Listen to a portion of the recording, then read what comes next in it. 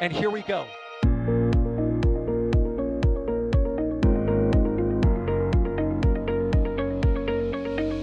have liftoff. Propulsion continues to be nominal. R68 chamber pressure looks good. Rolling up. Roger, roll, Atlantic. Water towers fly! Yes! Tango down to nominal. Flight downside FD off. Bring in FD off. Off. It's orange! 145! Oh my god! Oh my god! Decollage. What is it? Put that in the big bag, Eagle. 343 unfolds to go. Indeed. We rise together, back to the moon and beyond. This methane will be igniting in the flare, correct? Yikes. You good? We don't need any more of these.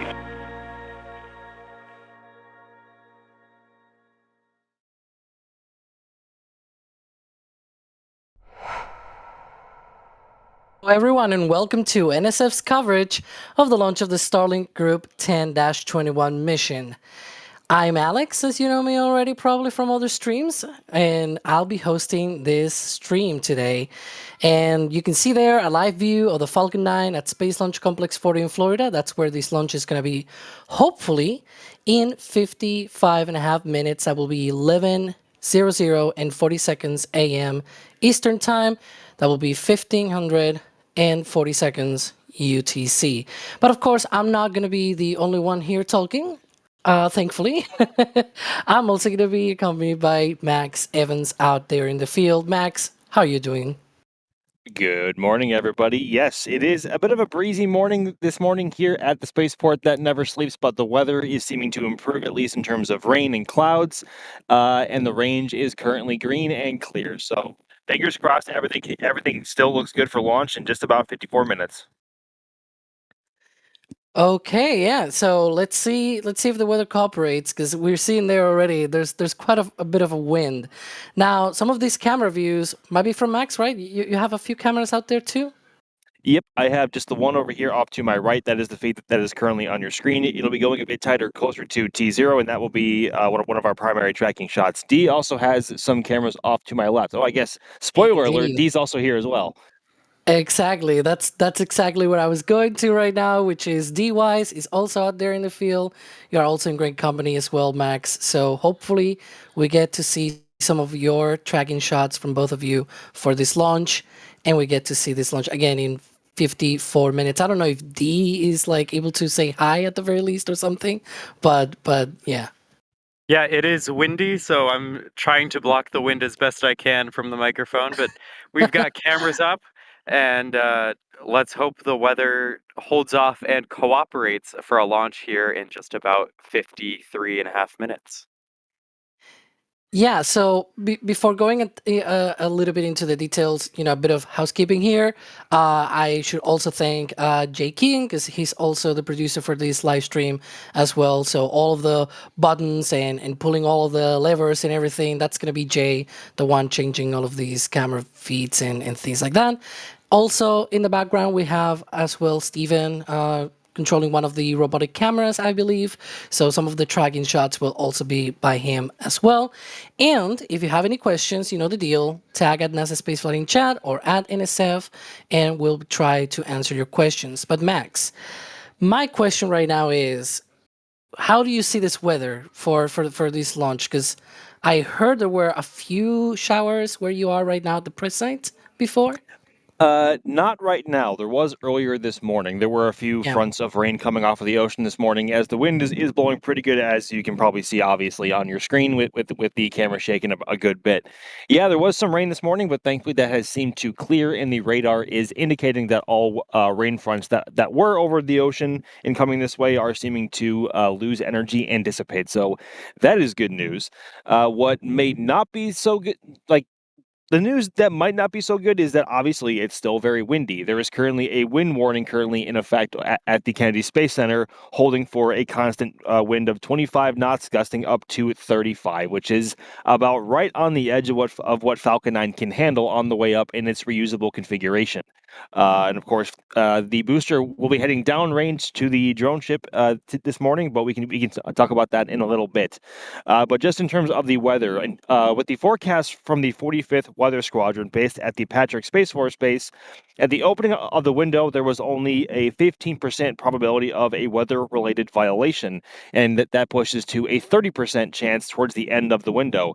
The weather is supposed to get worse as the day goes on, and there is a bit of a chance of rain from noon and on, but that is just one of the weather fronts currently in. And the primary concern for this morning is actually just the cumulus cloud roll. There actually isn't too many clouds in the area right now. It's mostly out over the ocean, and those seem to lose energy as they come this way. But the primary concern as it stands right now is this wind, which is currently gusting up to 35 knots at the moment, and that warning, that wind advisory will be in effect for pretty much most of the afternoon going into the evening at this point, which is not great. But maybe SpaceX can find a window of not so windy weather to thread Falcon 9 through this morning and get her off the ground. Yeah, that's one of the things that is sort of the concern right now, right? Like they have already moved their T0 into the window. The opening of the window was 10:05 a.m. Eastern. We had originally come today with the thought that it was going to be 10:40, right? Like they had already moved 35 minutes into the window, but now they have also moved that T0 another 20 minutes further to the right. So then we are right now about an hour into this 4-hour window. But as you mentioned, Max, that forecast was saying that as we go into the window, the probability of violation from the weather constraints and things like that, right? All of that will get worse. So the weather getting worse, that's one thing that we don't want to have, right? And so if it launches right now, I think this is going to be the best chances that they're going to get for the next 3 hours.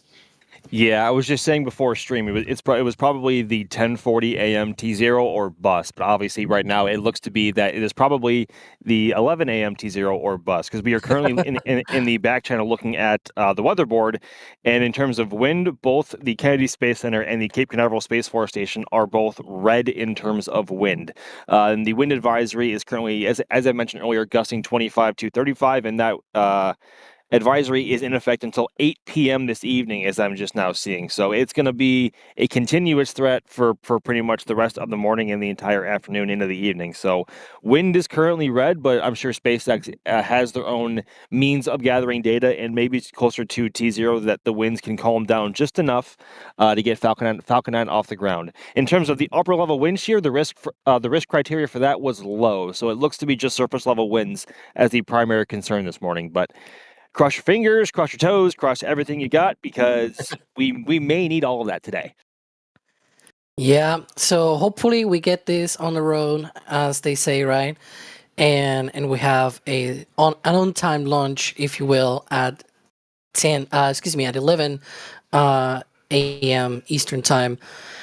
And boy, I mean, this is another Starlink launch, and a lot of people might be thinking, well, this is again another Starlink launch. So, but still, there might be some people out there that might be wondering what is going on today.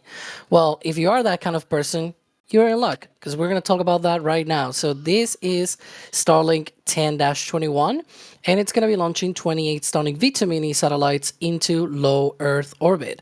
So for today's mission, the rocket will be heading northeast, and we'll be placing the satellites first into a parking orbit, and then the second stage will be doing a second burn, roughly 50 minutes after launch, to circularize that orbit and deploy the satellites. Now, Max, as for the booster, though, I see there on our ticker down below that this is the 24th launch of this booster. Indeed, it is one of the more veteran boosters in the Florida Falcon 9 fleet. This is booster B1077 as for its serial number, and as you said, yes, this is 24th assigned flight. Its previous flight history includes the likes of Crew 5, GPS-3 SV06, Inmarsat I-6F2, CRS-28, Intelsat G37, NG-20, TD-7, and 16 previous Starlink missions as well. So, as I mentioned, it is one of the more veteran boosters in the fleet. In the current fleet leader, as we know, is booster B1067, currently holding at 31 flights. But hopefully B1077 will be at that 30-flight milestone in not too long from now. It might take a few more months, but this booster flew about 56 days ago, which is actually a pretty lengthy turnaround for a booster, even for those above 20 flights. I think the average from what we've seen is around 28 to 35 on average. So it's kind of weird to see 56. Is the booster behind us? Or is that... I think that's a replay of this booster being moved. That was one of the biggest jump scares, because wait, booster behind us? No, that's just a replay. I turned around so fast because I didn't want to miss it. This looks to be 1077 on its way to Slick 40 at the moment for this current mission. As we can see, I don't know if we can punch in enough on this camera to see the actual serial number, but obviously 24 flights of soot is very, very, very much obvious on the tank surface of this booster, as most boosters would above 20 flights. Doesn't take long to build up that darker, more sooty appearance.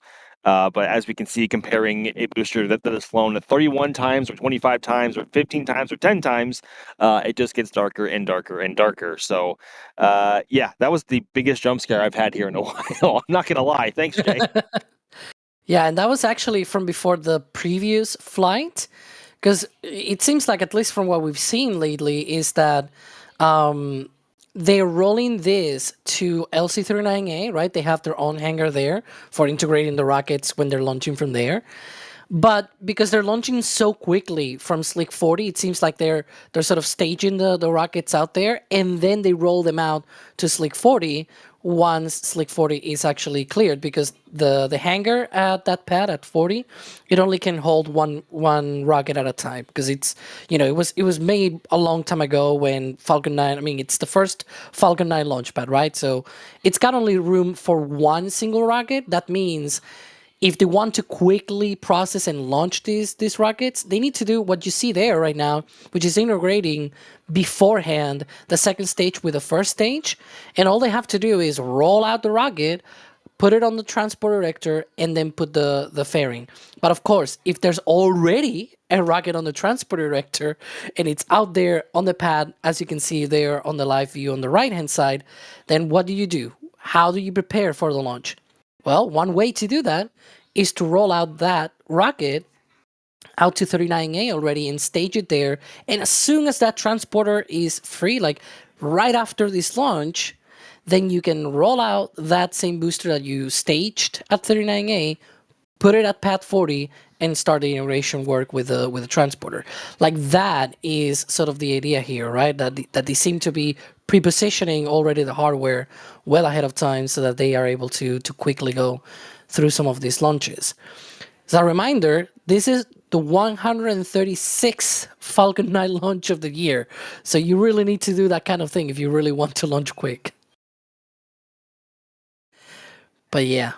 And so one of the other things that I want to deal with right now is the fairings, because, we talk about the boosters all the time, but the fairings are sort of the piece of the rocket that it's probably the most underrated. They not only protect the payloads and whatnot, but they also they take quite a bit of time to be produced. And these fairings today, we actually know which ones they are and how many flights they've done, because we have been able to spot them rolling out to the pads. So this one in particular is being flown by serial number 198 on its 22nd flight. So one of these fairing halves is flying for a 22nd time, and the other one is actually a lot newer, just on its second flight, and they'll be recovered by fairing recovery vessel Bob. I'm hitting this because somebody was asking, in fact, Megazilla asking, how do you guys know which booster and fairing halves are flying these days before the actual launch? So yeah, Max, like sometimes we see these fairings rolling, right? And we see the numbers and everything. So now it's a very neat thing. Yeah, so both these the fairings, as you said earlier, and also the boosters, as we have also talked about, have their own serial numbers. And for the fairings, those numbers are on the very bottom towards where the fairings are mounted to Falcon 9's upper stage. And normally, if we punch in far enough with our robot cameras over at the press site here, we can just make out those numbers and what they are, and then from there we can track those numbers as they, I guess, evolve through their flight history. Same thing with the first stage boosters. They have two different locations where those numbers are. The first one, and the most obvious that we look for, is right around the Falcon 9 logo and right around the grid fins towards the interstage towards the top. In this case, obviously, it is booster B1077, and depending on the number, it is just the last two digits. So in this case, it's just 77. So we know it's booster B1077, obviously. And we do our best to track the entire Falcon 9 fleet. I think they have about, oh gosh, Alex, what is it? Around 10 to 13 boosters in circulation here in Florida. Does that sound right? I think it's getting closer now to like 15. But by now, it's. I will have to actually look it up. Again, it's one of those things that, yes, I track and everything, right? But I track the individual boosters. I don't try to like split it between Florida and Vandenberg. But I think in Vandenberg they have like 7 or 8, and then you guys have there like 13, 14. So it's getting close to 15. Yeah. And yeah, hopefully we'll add one more pretty soon, because Falcon 9 booster B1100 just recently left McGregor, and we are still a bit unsure of which coast that is going to end up at. I'm not going to lie, I'm going to be really sad if that booster ends up in Vandenberg, because instead of just the number 100 painted on the side, it's literally the 100 symbol emoji like painted on the side of it, which is awesome. And it would be awesome to see on our cameras here and also just in person. But if Vandy gets that booster, I'm going to be quite sad. Not going to lie. Yeah, one of the other things, and Neat Pizza, one of our operators, pointed this out in the back channel, and it's true that, sometimes it might be in the middle of the night, right? And the lighting is not the great. Like sometimes just because of the conditions or the cameras or something like that, we just cannot see the numbers. But there's a group of people out there, of nerds, that have already learned things like patterns of the suit, for example, and are able to identify these boosters just because of that. Also the fairings as well. I was, we had these conversations on the Next Space Flight Discord, and it's really incredible the work. Like they say, oh, there's this square on this fairing, so it's this serial number, and there's like this stripe, and it's like, how are you able to do this? Look, even I cannot do that nowadays. I used to do it back in the days. I got a lot of things in my plate right now to do all that. But yeah, I mean, that's another way. Each booster, each fairing has its unique flight, right? Its unique history, and therefore you can, in theory, identify all of them through those. And I'm sure if Crispy were here, he will tell you that the same thing happened with the shuttle, where each orbiter, you could essentially identify each one of them by the marks on the body, on the thermal protection system and things like that. So yeah, it's one of those things that these people like to do a lot. Anyway, I'm looking here at the clock right now, and I'm seeing that we are under 40 minutes. So Max, what should be happening really soon? Because I know there's something else coming up here. Yeah, so we are pretty much approaching the point of go or no go, essentially. So at this point in time, SpaceX, the SpaceX launch director based here at the Kennedy Space Center, would have or is currently in the process of verifying if the vehicle and ground systems are go for launch. That poll is conducted electronically on console, and we will hopefully know the results of that in just a few minutes. And that should finish around T-minus 38 minutes. And at that point, they will then decide if they are going to go into prop load or not. And if they do, the first stage RP1 and LOX load and stage 2 RP1 load will commence at T-minus 35 minutes, which is just about a little under 3 minutes from now.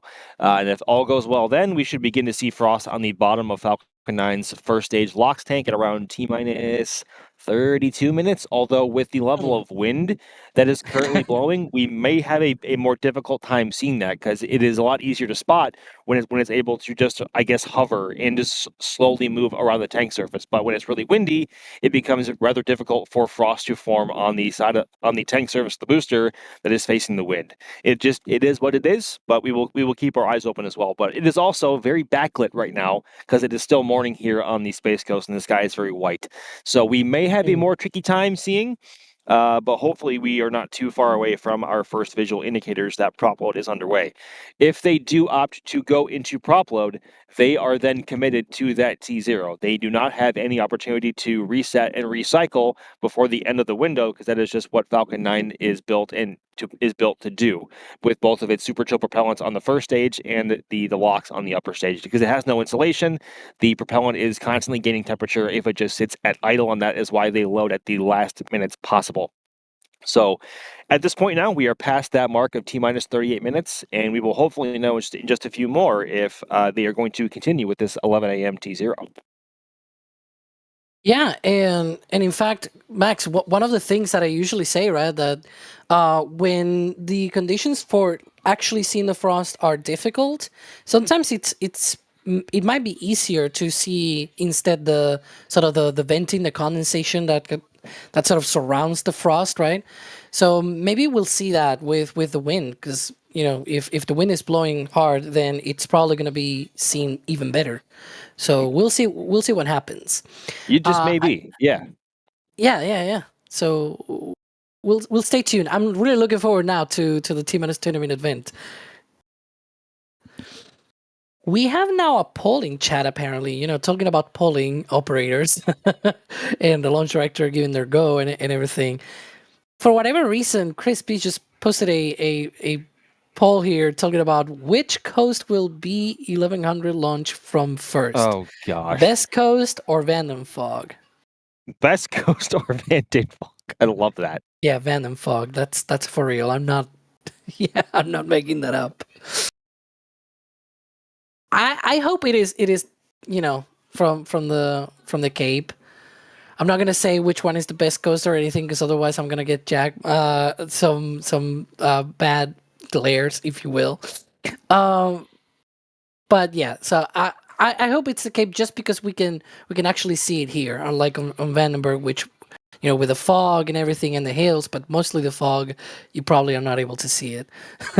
And our cameras here are also a lot closer, so it'll be a lot easier to spot that little 100 emoji on the top tank surface. It's honestly difficult nowadays to, I don't want to say get excited, but it's difficult to pick a certain booster or certain Falcon 9 hardware that is unique compared to others, unless you want to compare booster 1067 compared to any very young boosters by comparison. So we've had meme Raptors before, like with Raptor 314 that flew on booster. Oh goodness gracious, booster 14, and that was and and the reason. Yep, 12. What? And 12. Yeah, you're right. But yeah, you're right. 3 times. And the reason why we say it's a meme Raptor is because it was Raptor 314, it literally had a piece of pie painted onto the bell nozzle. So, and now we have meme Falcons where we have that 100 emoji painted onto Falcon 9, which is unique. It's a nice visual touch. And it'd be a lot easier to see that if that booster is here in Florida. So that's why we are selfishly hoping that it comes this way. Yeah, and also I was thinking, because we can also see it on Space Coast Live through FleetCam, right? Sometimes we're able to see as well, and the 100 emoji will be very visible because it's nothing like the rest of the numbers that we see on the boosters. So that's gonna be cool.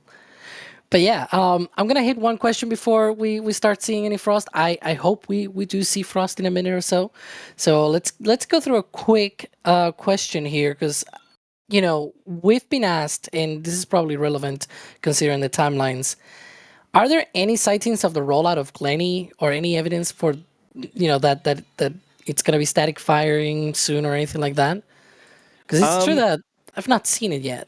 Not yet. We have been on the lookout, but if they are really wanting to target around the November 9th to 11th or 13th timeframe, they are going to have to roll out New Glenn sooner than later to conduct a hot fire test. And if that is successful, then we may see the mating of the Escapade payload on top, hopefully very soon afterwards. But at the moment, we have not seen any visual indicators that may happen. Although it pretty much has to be really soon, assuming they want to stick to the time frame that they have stated as well. So hoping soon. It kind of has to be soon if they want that, but we aren't quite sure yet. Yeah, we'll see when it rolls out. As you said, it should be rolling out soon. If it really, if Blue Origin really wants this to launch sort of early November timeframe or early to mid November, right? Yep. One of the problems that you can see there on the right hand side view is that some of our live? cameras, I think it's live. I'm sure Jay can tell us in the back channel, but one of the problems is that you've got the trees and everything. Yeah, it's live apparently. So you've got the trees and the hangar itself, because of the line of sight, is covering the rocket as well. It's the worst place bush line I've ever seen in my life, genuinely. Yeah. Yeah, not very ideal, but at least once it goes up, it's very visible. Once it goes up, yeah, it's unmistakable. it'll be obvious. Yes. Yeah. So we'll see that. Speaking of whether it's obvious or not, I'm trying to look out for frost there. Not seeing anything. I'm trying to keep an eye out as well. Yeah. Maybe the venting, the condensation, and whatnot. We'll wait another minute or two. I'm sure they're probably already by that point in the count, because we have not seen anything. The website has this clock, right? This countdown clock that apparently, according to SpaceX themselves, is connected to their own internal clock, and it's not stopped. So if that one is not stopped, maybe the real one hasn't, and therefore they are still proceeding with a countdown and doing all of the stuff that propellant load and whatnot. Which we should be expecting right around now. It's just the weather sometimes and the lightning and everything just doesn't cooperate to see the frost and whatnot. Jay says he thinks he sees condensation on the tank surface. Let's try to get a better look, but the wind kind of makes it tricky. Yeah. Yes, Jay, you are crazy. It's tough. Let's give it a few more minutes. Once there's more liquid oxygen on the booster, it'll be a lot more visible. So let's give it a few more minutes. In the meantime, I'm gonna grab another question here. We got from 98 Central, sort of on the same deal that we've talked about today of the weather. How much influence does NASA have on when Falcon 9 can or can't fly in inclement weather? Ooh, in terms of inclement weather, I don't know if that's NASA themselves or just the range safety coming into effect. And also, SpaceX has their own criteria of what Falcon 9 can and can't handle in terms of precipitation, winds, and of course lightning, which obviously would be none, as are most, if not all, vehicles that have ever and will ever fly from here. Really, the only influence NASA would ever have in terms of whether something can or can't launch is when NASA has a payload on wind's really picking up here. Apologies. NASA really only has major influence on when SpaceX can and can't fly. Same with anybody else, as if there is a rocket vertical somewhere on either the KSC side or the Cape side with a NASA payload on it. And at that point, depending on what that is, that would likely have range priority. Say if there is a Crew Dragon staged and ready for a crew launch at some point in the next 24 or 48 hours or so, and there was an Atlas V or a Falcon 9 flying from 40, maybe like, I don't know, 12 to 24 hours before that. Normally, NASA likes to stand down from those until the crew launch is done and taken care of. Normally, they like to analyze the most recent launch data from Falcon 9 to ensure that everything is within spec and within tolerance, to make sure that everything is, of course, kosher and ready to fly, and then they're happy. But that's really about the only time that SpaceX or that NASA really has any influence on when they can and can't fly. So it's not so much on the weather side, although NASA does provide some instrumentation of some wind data, precip, and everything else. But that's about it, though. Yeah. And Max, we're talking about the frost and whatnot. I think I can see now I'm some trying of to that look real hard. condensation. Yeah. Yeah, definitely. Yep, I see it now, just above the bush line there. Yeah, I think now it's a lot more visible. So yeah, we have now visual confirmation as well that propellant load is underway. So they are locked in to this 11 a.m. Eastern time launch. That will be around 1500 UTC. And remember, it's also 40 seconds after that. So if you're local, if you are there, just remember it's not right at the top of the hour. It's like 40 seconds after that. And I'm going to hit a really relevant question about that, which is Muto Kenso asking, been to 9 Starship launches, considering going to the Cape for New Glenn launch. Worth the trip? Yes. Max, you're there. Of course. Well, so yes, but there's a caveat. Kenny, it depends on how long you want to stay here, because if New Glenn Flight 2 is anything like New Glenn Flight 1, you might be here a while. We really hope that that is not the case, but this is space flight. We know how things can go sometimes. If we flash back to Artemis 1 and the 3-year gap we had between Falcon Heavy flights between 2019 and 2022. Delays are just part of the business. So if you are willing to commit a chunk of time for it and not have to confine yourself to maybe 2 to 3, 4 days, then I would say 100% it is worth it, because New Glenn is one of the more exciting rockets to see fly. That first flight was absolutely incredible, especially with how slow it was off the pad, but also just how vibrant the exhaust tail was. And hopefully we will get a daytime launch of New Glenn this time, so we can actually see the body of the rocket as well. I have a feeling Flight 2 is going to be pretty spectacular, but Kenny, if you can invest a good amount of time, probably anywhere from 1 to 2 weeks of being here to see it, I would highly recommend it. Yeah, I mean, we can see some of your shots there, also from D and this from Jerry as well. It was amazing, I gotta say, right? As far as launches go, that plume from the Methalox engines and sort of the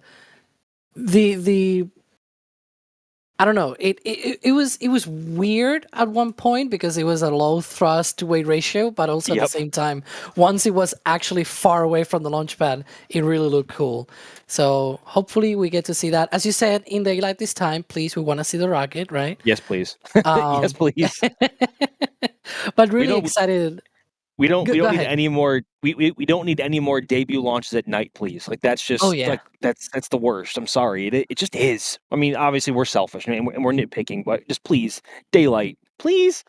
I gotta say one thing, and it's that I'm low-key hoping for a delay of Artemis 2, just because on February, most of the launch times are in nighttime. And if it delays like a month or two, there are more opportunities during daylight hours. And yeah, I want to see an SLS launch during daylight hours. And when I say I want to see it, it's because I'm planning to actually go in person.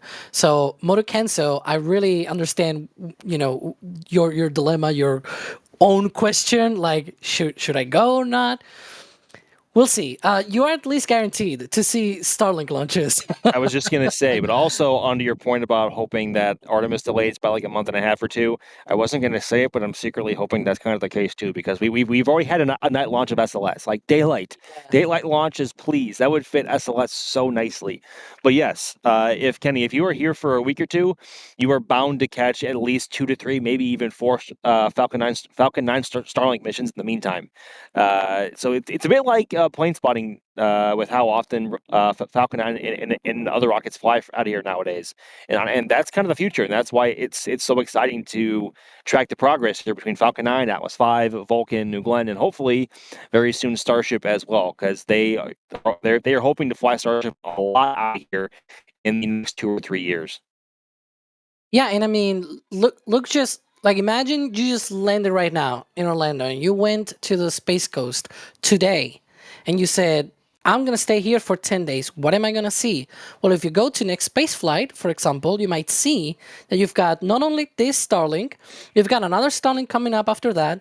After that, there is a bandwagon mission, which will include an RTLS of a booster.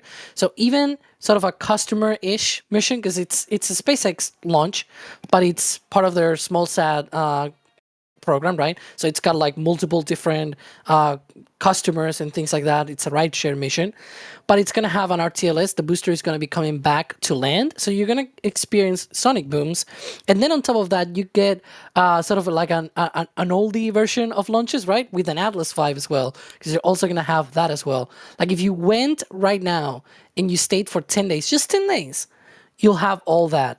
Sure, you will miss New Glenn, for example, right? Because I don't expect New Glenn to be in 10 days. I'm going to be honest here. But still, yeah, right. But still, you will get a lot of launches on RTLS, right? On Atlas V. Like, come on, I will still, be amused and happy with that if it were me. I don't know. Alex, We'll see. is that bandwagon mission going to be the last RTLS mission to LZ2 before they move to the pad LZs? It may very well be because I don't recall any other missions coming out from the west from the Space Coast that will need LCs at least until next year. So we'll see. There's obviously some missions like Q1 2026 that will need an RTLS and therefore a landing pad, but I don't recall any of the remaining missions this year apart from Band 104 that will need it. So this could be the last landing on LC2. And Max, I know because there might be or may not be some upcoming video that we'll be releasing. I think the LC at Pad 40, the new landing zone for boosters, because LC2 is going away and LC1, right? But they have more. And I know you Yes. shot some of those pictures. I was just gonna mention everything that you just said, but you pretty much beat me to the punch every single time, like you normally do. Pesky It's Alex. okay. But you were Yeah, the one doing the flyover, though. that's also true. And but for those unfamiliar, LZ stands for, as Alex was saying, landing zone. And they used to have, was it 12 and 13, where LZ 1 and 2 were? 13, yeah. 13. So those are the most famous LZs that SpaceX has. That is where the super famous Falcon Heavy demo mission side booster landing footage was. That's where the first ever Falcon 9 first stage was ever landed. There's a lot of history there, and it's a real shame that they have opted to go away from them. But they are now building a landing zone directly at Slick 40, and I believe also one or two over at LC 39A to support Falcon Heavy missions as well. So exciting times to see Falcon 9 boosters actually coming back to their actual launch sites. Yeah, that's going to be so cool. But you know what's also cool, Max? Oh gosh. The I should've T-minus seen- 20-minute event. I should have seen that coming. Yeah, I we should can have seen see that that coming. there already on the pad at Slick 40. We have the logs chill down. Somebody was asking earlier before the stream, what is perch during the T-minus 20-minute event from Martin? Well, I can explain this to you quickly. They actually, part of this is perching, but it is mainly about chilling down, right? We always mention how the liquid oxygen is super cooled, right? It's like minus 200 degrees Celsius, roughly, I think, minus 330 Fahrenheit. So it's really, really cold. Even if you went to Siberia or something like that, right? Like in the middle of a snowstorm or whatever, that's still very hot in comparison to how cold the liquid oxygen is. So you need to condition those lines and being able to get those temperatures down on the material so that it doesn't get this sort of sudden, going from hot to just being suddenly brought down to minus 200 degrees Celsius. That will be not ideal, and it can cause a really bad day for your ground systems. So yeah. It's always a bad time whenever your propellant flowing through the lines suddenly flashes from its fluid state to a gaseous state, and when that happens, it rapidly expands, and that can cause some serious damage to your infrastructure, and that is not something you want to have happen. Granted, SpaceX probably would have that repaired rather quickly, depending on what that damage was, but I think it's best to avoid that altogether in the first place, and that is why chill down is so important, especially when it comes to the prop lines in the transporter erector, and also with engine chill down, which we should be seeing at about T-minus 7 minutes for the 9 Merlin 1Ds on Falcon 9's first stage. Yeah. I'm gonna hit some support because we had a few things here before the stream, and we've got Rambo apparently upgrading to Capcom member, so that means they're gonna be able to go into our Discord server. Part happy as well. You know, YouTube has changed now back to at signs for whatever reason, but they have also became a Capcom member. So we'll see you all on the Discord server. Because if you are Capcom or above, you'll also be able to come into our Discord server. Lots of different channels to be fair. Like there's one for food, another one for sports. There's all sorts of things, but also, of course, you know, space flight channels, as you can imagine. And then we got another super chat as well. No comment from Ranrange MGV, I think. But thank you for that. So let's see. I have a question here already prepped, which is sort of around the, you know, along the same line, because we're talking about the landing zones, right? But this launch is not doing a landing zone landing. It's going to a drone ship. And Resist2Jet was asking, for the booster landings at sea, is at least one recovery vessel out most of the time to be ready for the next launch? Like, I'm struggling to understand the overall context of the question. Are we like are we talking about having both of them out at the same time? I think they're referring to something like that, where it's like, you know, it's, for example, right now they have a chauffeur of Gravitas, right, supporting the landing of this mission right now. But if they're launching so quickly, then that means they will need to already stage the next one coming up by now, right? Oh yeah. I mean, usually the drone ships and whatever other vessels are in the area supporting recovery for the fairings, they usually like to be out there around a day beforehand, and the journey as a whole takes around 2 to 3 days. It's a lot quicker to go out there than it is to come back, because obviously if you come back under a nominal scenario, you are tugging a very, very expensive and kind of heavy first stage booster of a Falcon 9 on the service deck of the drone ship. But that normally takes around 2 to 3 days on average, and it used to be around a 3 to 4 day journey on the way back, compared to what it is now, simply because they used their older tugboats, and now they use the Signet Warhorse 2 and 3, or 1 and 3, which are very quick, and they have shortened that journey to about sometimes as little as 2 days to get back from the normal LZ area out where they have stationed out in the Atlantic Ocean. So yeah, it can go pretty quick, but normally it's about a 2-day to 3-day journey to get out there and get stationed. And we normally are able to track that via our Space Coast live cameras, based over at the edge of the ocean over there, over at Cape, and also with our fleet cams at Rusty's, which are directly inside Port Canaveral and have a direct view over to where both drone ships are normally stationed. So yeah, there takes it's a very long-winded way of answering your question. I hope that was sufficient. Yeah, in fact, Max, I saw yesterday, I think it was either yesterday or this morning, where I saw that Just Read the Instructions had actually gone already for the next mission. So that one is already out.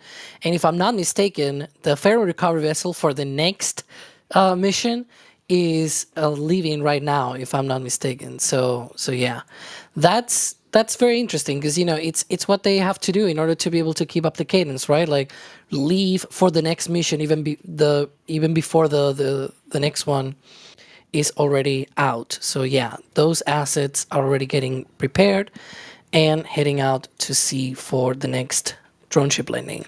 Absolutely. Night at Central, you know, along these lines, they're asking about where's You'll Thank Me Later currently. We don't know. And You'll Thank Me Later is the boat, or at least from what Elon said, it is the boat that is going to be helping carrying some of those ships and boosters from Starbase out to Florida for Starship launches out of the Cape. As to where it is, we have no idea. We don't even know which boat it'll be. There's been many rumors out there, many speculations, but you cannot really trust them much right now, because there's really no indications that those are indeed the ships that are going to be used, right? And similar thing happened at the time when Blue Origin got their drone ship, right, for New Glenn, and then it turned out that it was some barge Yep. that they were they were converting in Europe. It was not even in the United States. So Yep. there you go.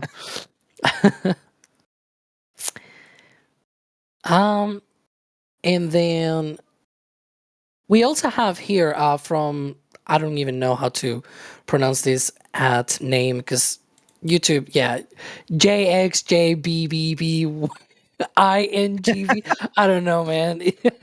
YouTube really messed up this, but yeah, what happens to the second stage? I'm trying to pronounce it. Yeah. Shiksping 5, yeah, whatever. Sorry. What happens to the second stage when it deploys the Starlinks? Max, does something happens to it or something? Yeah, normally they opt to dump whatever propellant is left on board via a very picturesque, depending on where you are in the world, spinning or rotation sequence. And then at that point, well, actually, first it performs a slight deorbit deceleration via its RCS thrusters. And then that is when it goes into its spinning motion and dumps the rest of its propellant from its tanks and also for the actual RCS thrusters as well over a certain point of the Earth, so that when it does re-enter, it'll come down hopefully in pieces somewhere over usually the Indian or the Pacific Ocean as well, away from any potential harm from anybody from any large debris maybe. So that is normally what it does. And in this case, the entry zone for stage 2 is just south of Australia, so in between Australia and Antarctica. So well away from anyone who may be in the way. So that is usually what happens. And they don't always have the amount of prop on board to do that, especially if they go off to a geostationary transfer orbit or something similar. Then at that point, it does become a piece of space junk, unfortunately, and its orbit will naturally decay over time. But for anything going to a low Earth orbit destination, that is normally what they do, and that they actually deorbit the upper stage. Yeah, and that's a neat thing that they do this, because otherwise these second stages will just turn into space junk, and unfortunately there are other players out there in the world that do not do this, right? And so their second stages eventually come over Australia, China. Anyways, yeah, it may or may not have happened recently, so that's why. But anyways, we were talking a lot about the landing zones and things like that, and the drone ships and all that. Recovery is nice, but what it's really, really important? The launch. And we recently had to say goodbye to a very old friend of us here on the channel, which supported launches, and that is Pad 1 at Starbase with the original launch Oh my mount. gosh. There you can see some of our merch, pretty much, saying farewell to the OLM at Pad 1. And it's one of these sort of side designs that, because we always have for every Starship flight this, like the patch. The patch is the big thing. It always sells. I believe there's still a few more in to order and things like that. But we usually have at least some nice side merch as well going along for the ride, if you will. And I think that's neat because it's been already 11 launches. We're turning sort of the page, if you will, to the next launch pad, Pad 2 and version 3 of Starship. So it'll be missed, and soon it might actually be getting turned down. Watch Starbase update. Hopefully tomorrow evening, we'll get that out. And yeah, they have already marked some of these pieces of the OLM to be cutting it out. So it'll turn from a donut to a bagel. Maybe we'll see. we should have one piece of merch that is like the bagel launch mount or something like that. I don't know. So does this mean that work has completed on the orbital launch mount? Work has been completed on the orbital launch mount? Might be. Although I guess you can now say that that demolition has begun on the orbital launch mount or something like that. I don't know, but yeah. Or technically, work is still ongoing. Technically speaking. Yeah, I guess it's just demolition work instead of construction work. But yeah. So we are 8 minutes, 18 seconds to launch. Hopefully, if everything goes well, we'll indeed have that launch. What should be happening soon, Max? Because apart from saying to you goodbye as well in a few minutes, so you can concentrate on cameras and whatnot. But what should be happening with Falcon 9 in the next few minutes?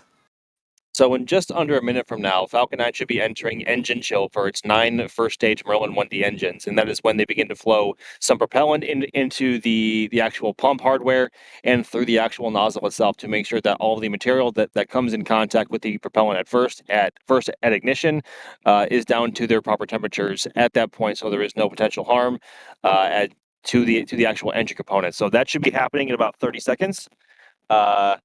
And after that, we should be. There really isn't any other milestones that we should be focusing on, but we will hear call outs from the launch director, hopefully over audio, that both stage 1 and stage 2 locks and RP1 load have been completed, and those will occur at around T minus 3.5 minutes to about T minus 2.5 minutes, and we'll hear prop load closeout calls hopefully on that front. Then after that, following T minus 1 minute or 60 seconds, that is when Falcon 9 enters startup and it is on internal power. And then the biggest point to follow after that is around the T minus 45 second mark when the launch director will give a direct call out that the vehicle is go for launch. So after that, we will hopefully not hear the dreaded, I was gonna say trio, but it is one word just said 3 times. But I'm not gonna say it now for the risk of jinxing it. But following Triple that, H word. Triple H. I like that. Triple H. He Yeah. was also a wrestler in the WWE. But yeah, those are the primary callouts we should be listening for in the next few minutes. Hopefully everything goes well, and they obviously are proceeding with everything as well at this point in time, and things are progressing rather quickly. And as we get below about 10 minutes, time erodes rather quickly, and we are already approaching T minus 6 minutes. So Alex, I may have to bid you adieu right now, and everyone else listening, just for a few minutes, so I can track Falcon 9 as she goes up, hopefully. But either way, after launch, I will come back on comms, and I will see everybody else on the other side. Thank you, Max. And yeah, we'll talk to you after the launch, of course. And I'm gonna do my usual call now as we get into the final few minutes. If you have any questions I'd like speed run through in the last few minutes, now is your time at NASA Spaceflight in chat or at NSF, and ask your questions if you have any pressing matters to deal with right now. But as we're saying, right now we are waiting for that retraction of the Strombak. Should be coming up in the next minute or so. And hopefully we can get that launch in 5 minutes and 14 seconds from now. I'll be grabbing some of your questions now. Let's see. Somebody was asking, Mike Rat, saying, why does Merlin 1D take 7 minutes to chill, but the MVAC is only chilled 1 minute before ignition? And that is true because, we start the chill down process at T minus 7 minutes, right? They have that process starting around that time. But then in flight, we hear MVAC chill, that call out usually around a minute before the MVAC ignites. My guess is that they have probably some kind of pre-chilling during the countdown, during this moment, because we see some venting from the intrastage. And the intrastage has these little holes out of it where they do this venting from the MVAC. And you may see this during ascent where the MVAC is chilling down. There are these lines that sort of float off in the intrastage, right? After stage separation, those are connected to the MVAC engine, and they are precisely to help some of that venting from the engine chill come out of the intrastage and sort of escape, right? So that it doesn't pull inside. Let's see. You guys are not making it any easier because I'm seeing some of these questions and they are worse. So I'm not gonna take them. If it's a joke, I'm not gonna do that. But another thing, because somebody was saying 98 Central before about the acronyms and whatnot. I wish there was a video explaining the acronyms that you use. We do have one for Starbase acronyms, but we should probably make one just for acronyms in general. Then we can see a much better close-up view of the rocket. Thanks, Jay, for that, for getting that from SpaceX. But yeah, we can see there everything is nearly ready for launch. We are 3 minutes and 13 seconds away. You can see that SpaceX feed is a little bit behind, but that's normal because it takes a little bit more time. And one of the things that they should be going through right now is wrapping up the liquid oxygen load on the first stage. So we may hear that call out in a few seconds if we get to that point. And then a minute after that, we'll hear the same thing, but for the second stage, liquid oxygen load. And I promise I will not talk through the liftoff this time. Oh, there we go. Because I'm seeing some people already talking about it, but look, the point is, you're not gonna hear anything immediately, right? We always say this. It takes a while for the sound to reach us, so expect like a 15-second delay, more or less. But yeah.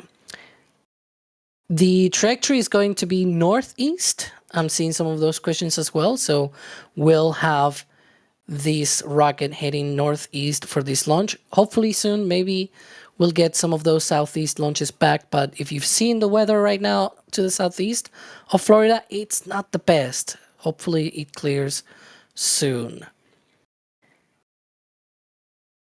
Let's see. And yeah, right after, so right at the time of ignition and liftoff, we will not have sound because it's far away. That's the problem with that. Stage 2 LOX load complete. Hey, there we go. So we have stage 2 liquid oxygen load complete, which means Falcon 9 is fully fueled for liftoff, hopefully in 92 seconds. Getting really, really close now. We should see, well, we see now actually that Stromback vent coming back. They're clearing out all of the lines, getting them ready and cleared for launch. Don't want any pesky remaining, there we go, gas closeouts as well. Purging and sort of depressurizing some of the systems on the Stromback as well. All the high pressure gases and all that stuff that are used on the rocket. 1 minute to launch. Up next should be startup. That's when the ground computers hand over control of the countdown to the onboard computers on Falcon 9. So let's stay tuned for that.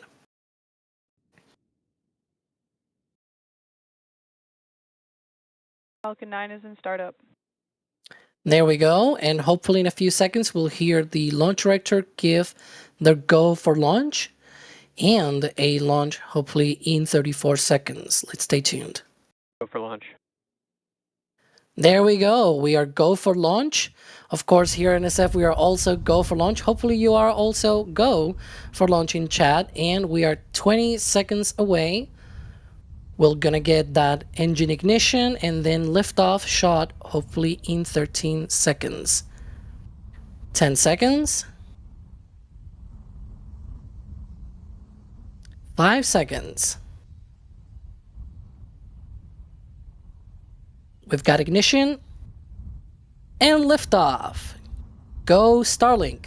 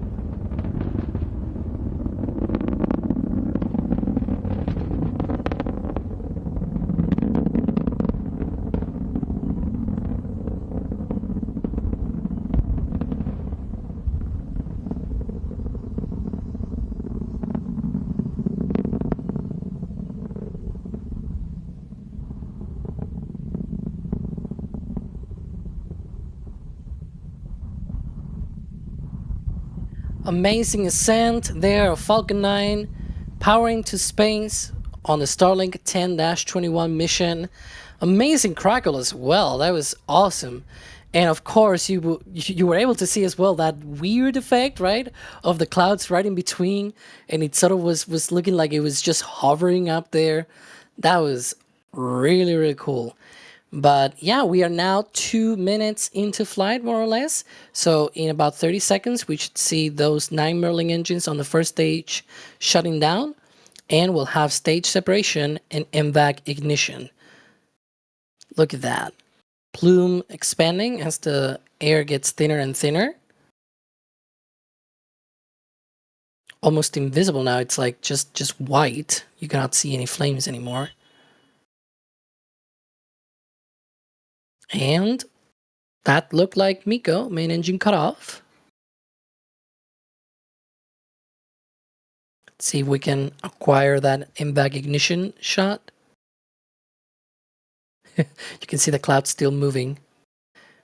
Well, no luck from the ground, but we have here the SpaceX feed, and we have their stage separation.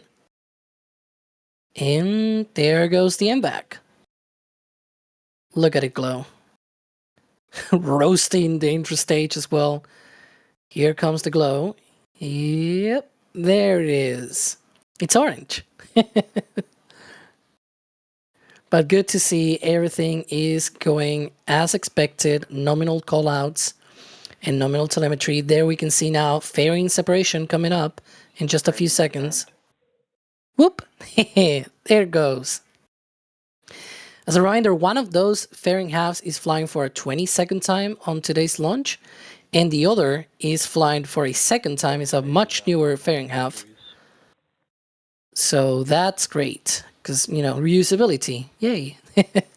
In the meantime, you can see there on the left-hand side that booster, B1077, it's already done its 24th launch, and now it's coming back down for its 24th landing, currently in that coast phase.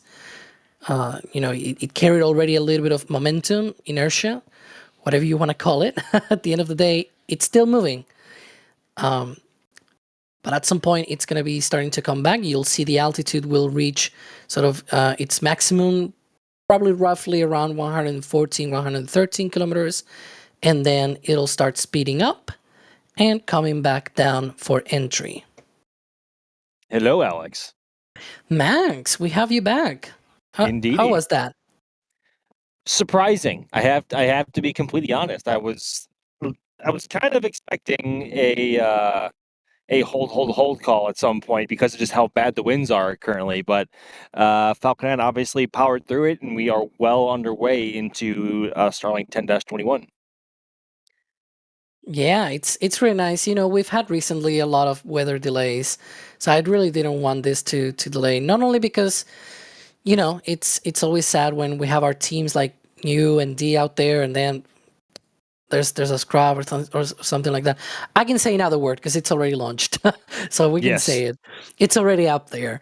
So yeah, when there's a scrub and things like that, it's like, well, you know, you spend hours setting up stuff, and we go live, and then we are here waiting to see it launch, and then it doesn't launch, and it's like, well. But at least it's now off the ground, and, you know, they recently, again, they had several days of delays in several missions, so I'm sure they're glad that they are able to now at least catch up. Absolutely. So we're seeing here now that intrastage view. As I said, you know, there are these sort of little wire thingies, right? I call them that, but yeah. And those are connected to the engine. When the two stages are, it's actually not wiring or anything like that. They are little tubes, but they are so floppy, right, that they sort of wiggle around in the zero-G environment. But yeah, they are connected to the MVAC engine, and some of those help with the chill down, as I was saying before the launch. So yeah, should be coming up on that entry burn in just a few seconds. Should be one engine, then two other engines. Nice, and then those three will fire for roughly 20 seconds before shutting down. Entry burn startup. There's a call out. There it is. You can see that the telemetry goes first, and then the video, because the video has to go through more things to put it in very simple terms. Here we go. fighting fire with fire, supersonic, retro propulsion, all of the different words for this. There's the shutdown. Look at that. It's always so cool with the daylight re-entries because we It can really actually is. see the clouds. It's also rare to have a daytime Starlink nowadays, it seems. So it's a rare treat. Yeah, it is. I think the next one is also in daylight, but it's not being very common lately. So we'll take it. Love seeing it plunge through the lower atmosphere like this. It really gives you a Yeah. sense of speed whenever there's any clouds around the area too. And the angle that it comes in at, because you can Absolutely. see there the horizon to the right. Stage 1 transonic. Going through the speed of sound and slowing down here as it passes through 8 kilometers in altitude. That booster should be coming up on landing burn in just a few more seconds. Meanwhile, the second stage is still piling on the speed there, 21,000 kilometers per hour, 147 kilometers in altitude. So, yeah, really going well there. Here's the landing burn. Stage 1 landing burn.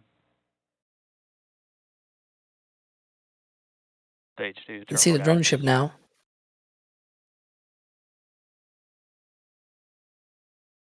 The feet freezing there. There we go. Drone ship view there. Stage 1 landing leg deploy. Red fins wiggling, trying to adjust it, and touchdown. Stage 1 landing confirmed. Looks like it's there. There we go. Excellent. It looks stable. So good to know, because sometimes these days it's like, is it staying there? Is it staying there, or is it gonna do anything else? Right? I'm forever haunted by that one time where it landed and then tipped over. I'm always on the lookout for that now. I'm honestly kind of scared it'll happen again. But as you can see, we just had SECO number 1. Nominal orbital insertion call out. Good. So Starlink 10-21 well on the way now. Yeah, and meanwhile, Doug is going out there. That's the fair and recovery vessel for the next launch, Starlink 10-37. In roughly, if I'm not mistaken, that should be coming up. I'm scrolling through my spreadsheet in 2 days and 13 hours. No, actually, less than 2 days. Yeah. Wow. Tuesday okay. morning. Yeah. I was looking at the wrong mission for whatever reason, but yeah, 1 day and 22 hours. That will be a turnaround record for this launch pad. We'll see if they hit that. Vandenberg has had too much of the limelight lately. It's like 40 wants the light back. Yeah, I'm sure they're gonna try at least and get that. I mean, it will be under 48 hours, so that will be quite the. It is really bobbing around out there. You see that? The water is really rough Yeah. because of the winds. Yeah, really choppy. Wow, look at that. Yeah, Bob and Doug are not small boats either. They are rather sizable vessels. So to see them bobbing up like this really shows you just how rough the water can be. Yeah. Oh, look at that! Wow. Now we're boat watching.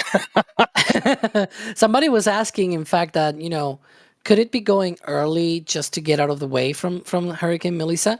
My answer to that is that maybe, but it should be going out anyways if they're going to be hitting this next launch in less than 2 days. So either way, it should have gone out today at the very least.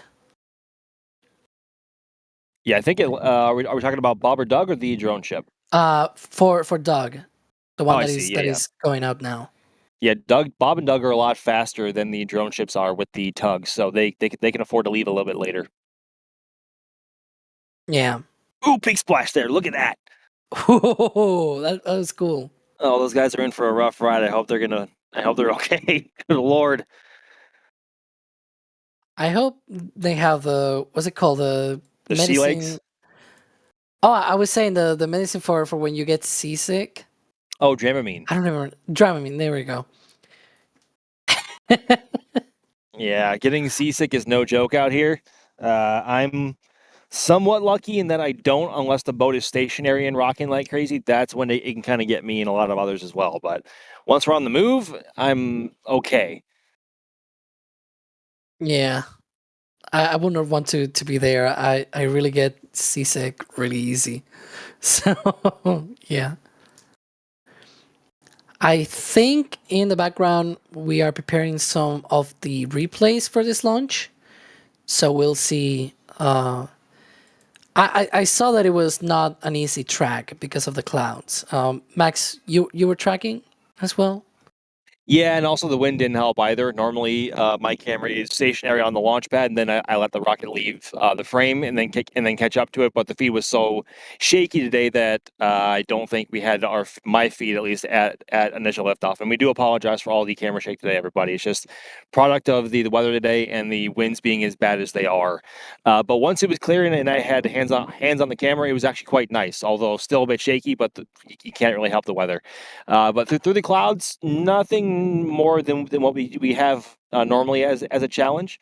But it makes it all the more fun, and especially because it's backlit the way it was. The camera was exposed to a level to where we had some detail in the exhaust plume, which is always nice.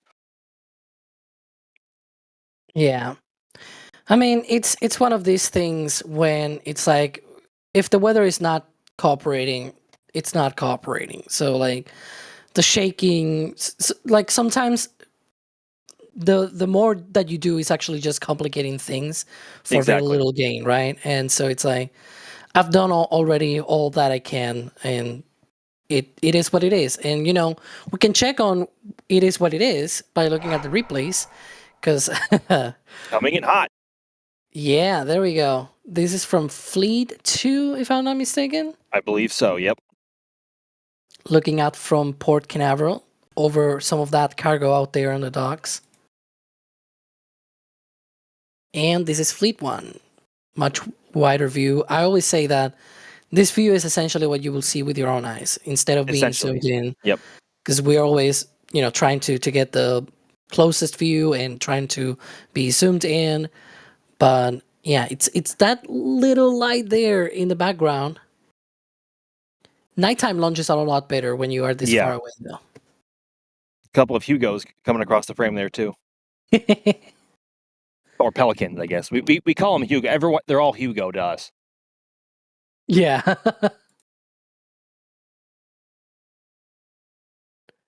Here we can see, but yeah, that's essentially without the zooms and everything. That's what you will see with your own eyes. I remember, the previous flight from the Cape had booster B1076, and they had to expand that booster. I watched that booster launch last year. And it looked pretty much like that view from Fleet 1. But it's loud, like I should say. It might not look like much, but it's still loud. And it gets very crackly. Here is a view from the press site, much closer to the launch site. Yeah, it is hard to realize how loud these launches are until you are here and see one and feel one in person. Yeah, and indeed, like, I know the wind and whatnot has not allowed us to talk to you that much, but how was the launch for you? You know what? It worked out. The clouds were thin enough, long enough into flight that we had reasonable tracking of the first stage.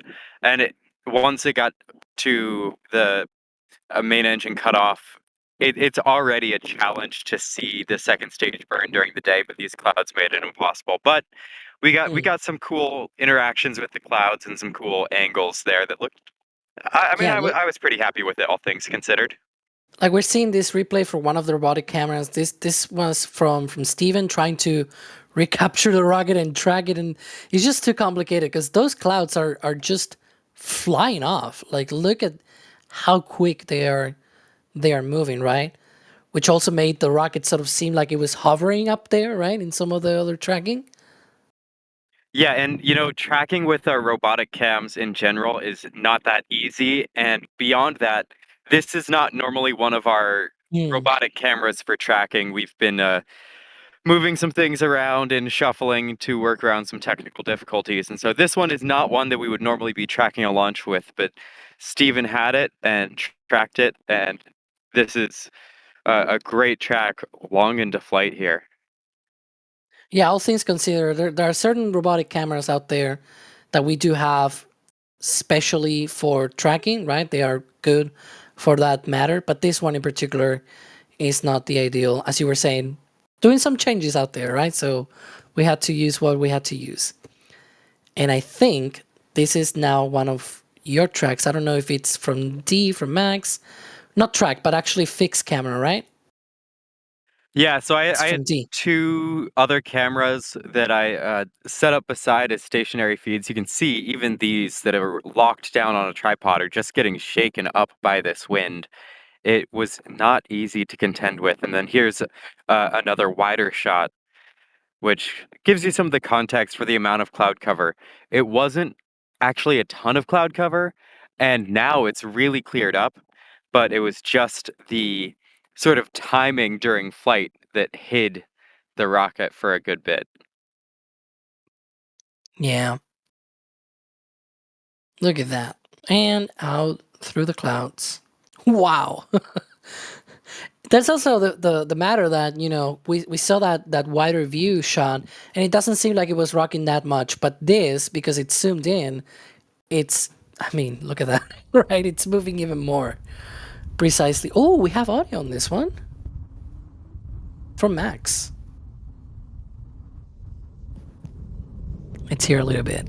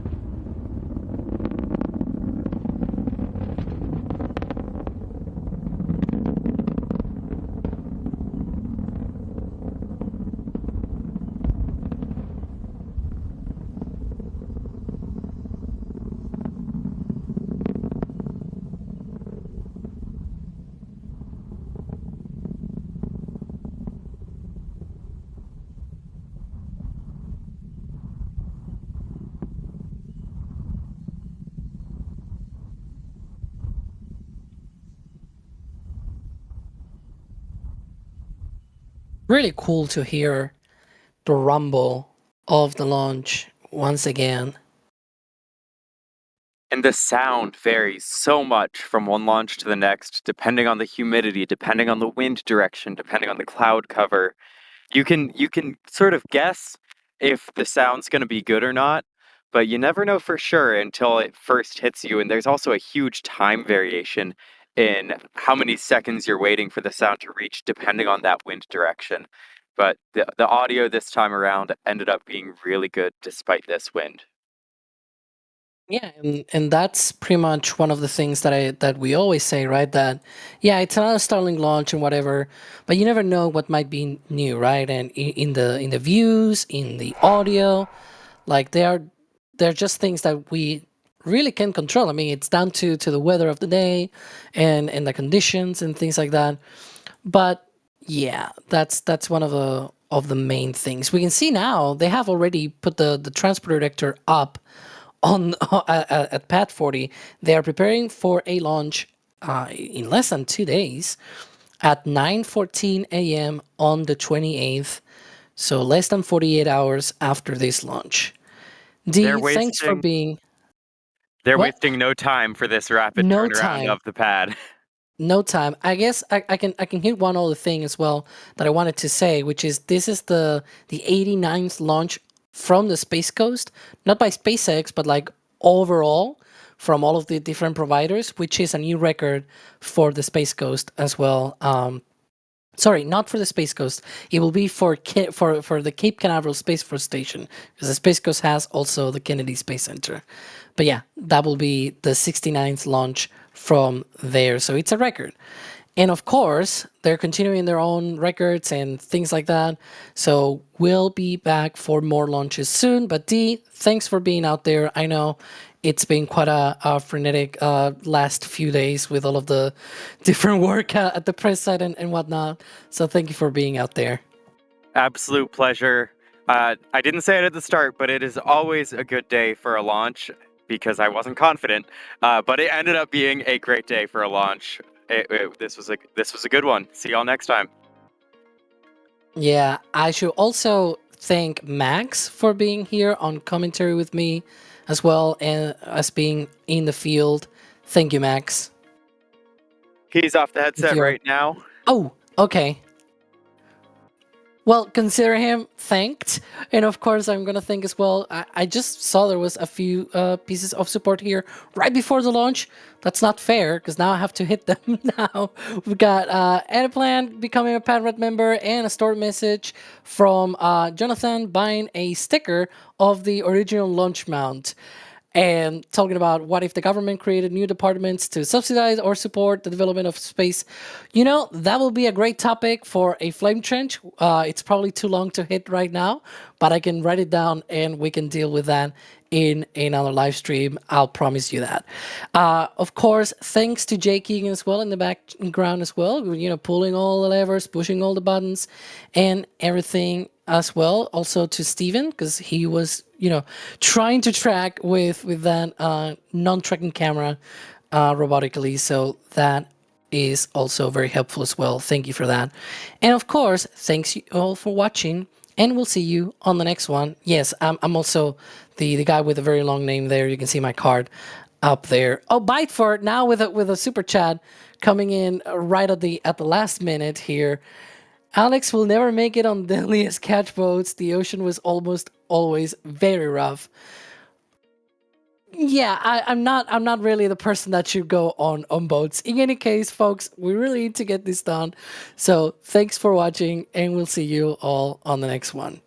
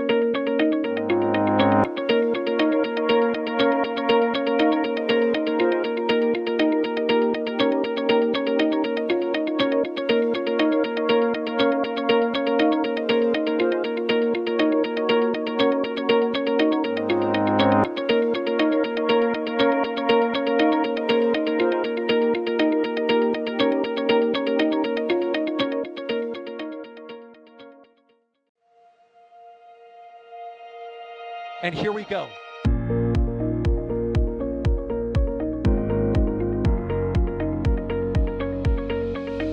have liftoff. Propulsion continues to be normal. Our 68 chamber pressure looks good. Doubling up. Roger roll with Planet.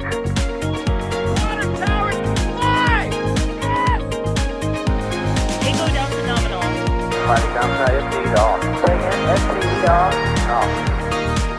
It's orange! Oh my god! Oh my god! Decollage. Put that in the big bag, Jingle. 343 unfolds to go. Indeed. We rise together back to the moon and beyond. If the methane would be igniting in the flare, correct?